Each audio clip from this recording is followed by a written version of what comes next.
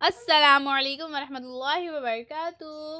बच्चों, आज हम पढ़ेंगे माहौलियात हिस्सा दुवम सबक नंबर 10 किंड दर्रे में घमसान की लड़ाई। तो बच्चों, इससे पहले की वीडियो में हमने इस सबक का कुछ हिस्सा पढ़ा था। आज हम इसके आगे का सबक पढ़ेंगे।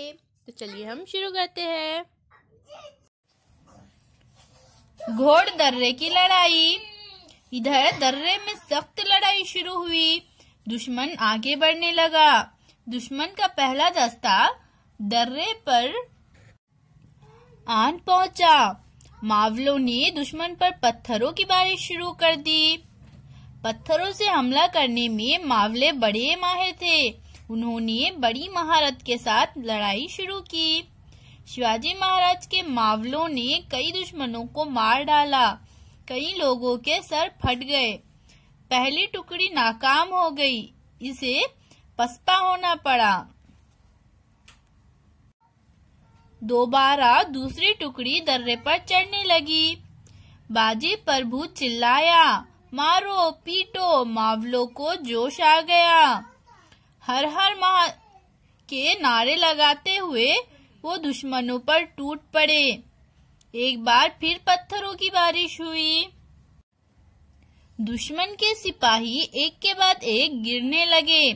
बाजी फरती जोश से चीखा, शाबाश मेरे साथियों, और पत्थर फेंको। दुश्मन को कुचल दो। जबरदस्त हमला करो। शाबाश। दूसरी टुकड़ी भी नाकाम हो गई। उधर शिवाजी महाराज विशालगढ़ की तरफ तेजी से बढ़ रहे थे। किला करीब आ रहा था। हर लम्हा अहम था। विशालगढ़ के दामन में दुश्मन घेरा डाले हुए थे। शिवाजी महाराज ने अपने चुने हुए साथियों के साथ दुश्मन के मोर्चे पर हमला कर दिया। दुश्मनों से मुकाबला करते हुए शिवाजी महाराज आगे बढ़ने लगे। वो अपने मावले साथियों के साथ दुश्मन का जाल तोड़कर विशालगढ़ के बालाई हिस्से की तरफ दौड़ रहे थे। बाजी प्रभु की शुजाअत। इधर दर्रे में अभी घमसान की लड़ाई जारी थी। सिद्दी मसूद गुस्से से आग बगोला हो गए। इनके फौज की तीसरी टुकड़ी दर्रे में घुसने की कोशिश कर रही थी। मराठों ने इंतहाई बहादुरी के साथ लड़ना शुरू किया। दुश्मन ने बाजी प्रभु पर हमला कर दिया। इन्हें घेर लिया। बाजी बड़ी बेजिगरी के साथ लड़ने लगे। उन्होंने हिम्मत व हौसले का मुजाहिरा किया। इनके जिस्म पर कई वार हुए।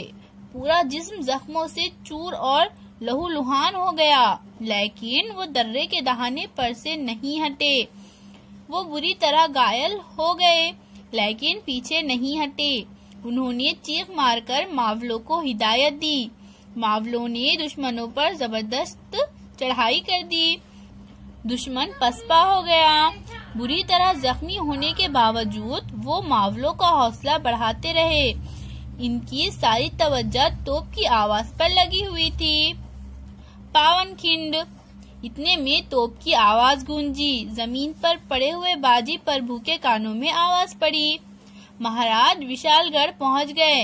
मैंने अपना फर्ज पूरा कर दिया।